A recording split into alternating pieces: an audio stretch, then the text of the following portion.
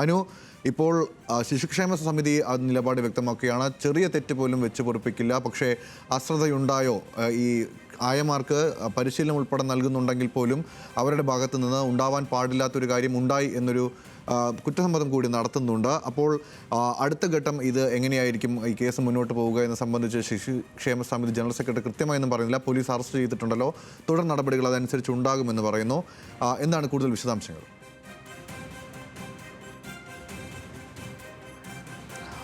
ഗൗതം, വളരെ ഞെട്ടലുണ്ടാക്കുന്ന ഒരു വാർത്ത അല്പസമയം മുമ്പാണ് പുറത്തു വന്നത്. ഈ വാർത്തയുടെ അടിസ്ഥാനത്തിൽ വാർത്തയുടെ അടിസ്ഥാനത്തിൽ എന്ന് പറയുമ്പോൾ ഈ വാർത്തയുമായി ബന്ധപ്പെട്ട കാര്യങ്ങൾ അല്പസമയം മുമ്പ് ശിശുക്ഷേമ സമിതി ജനറൽ സെക്രട്ടറി അരുൺ ഗോപി തന്നെ വിശദീകരിച്ചിട്ടുണ്ട്. ഇതിൽ പറയുന്നത് ഈ 2 ദിവസം മുമ്പാണ് ഈ സംഭവം പുറത്തറിയുന്നത് പറഞ്ഞാൽ ഈ 2.5 വയസ്സുള്ള പെൺകുട്ടിയും ഈ പെൺകുട്ടിയുടെ സഹോദരൻ 1 വയസ്സുള്ള കുട്ടിയും ശിശുക്ഷേമ സമിതിയുടെ പരിചരണത്തിലാണ് ഉള്ളത്. അവരെ സംരക്ഷിക്കുന്നത് അവിടെയാണ്. അച്ഛനും അമ്മയും ഇല്ലാത്ത കുട്ടികളാണ് ഇരുവരും.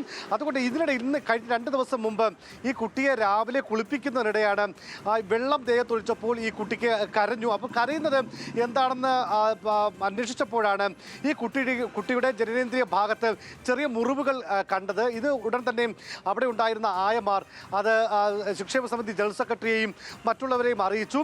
ഉടൻ തന്നെ ഈ കുട്ടിയെ തിരുവനന്തപുരം തൈക്കാട് ആശുപത്രിയിലേക്ക് കൊണ്ടുപോയി അവിടെ പരിശോധന നടത്തി.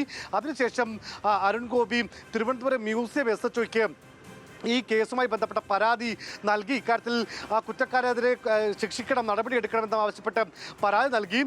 തിരുവനന്തപുരം മ്യൂസിയം SI ആയിട്ടുള്ള ആശാചന്ദ്രനാണ് ഈ കേസിൻ്റെ അന്വേഷണം നടത്തുന്നത്. ഈ അന്വേഷണത്തിനൊടുവിലാണ് ഇപ്പോൾ അജിത മഹേശ്വരി, സിന്ധു എന്നീ പറയുന്ന 3 താൽക്കാലിക ജീവനക്കാരെ ആയമാരെ ഇപ്പോൾ തിരുവനന്തപുരം മ്യൂസിയം പോലീസ് അറസ്റ്റ് ചെയ്തിരിക്കുന്നത്.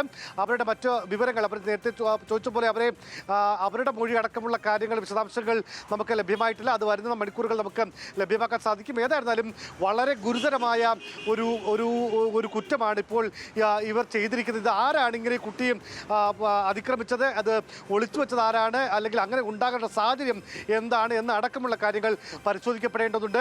നേരത്തെ അരുൺ ഗോപി തന്നെ പറഞ്ഞതുപോലെ ഈ ശിക്ഷേമ സമിതിയിൽ വളരെ സുരക്ഷാ ക്രമീകരണങ്ങളുണ്ട്. CCTV അടക്കം ഉള്ള ഒരു സംവിധാനമാണ്. സർക്കാരിൻ്റെ പ്രത്യേക മോണിറ്ററിംഗ് നടക്കാറുണ്ട്. പക്ഷെ അവിടെയാണ് ഇത്രമേൽ ഗുരുതരമായ ഒരു ക്രൂരത അരങ്ങേറിയത്. ഗൗതം.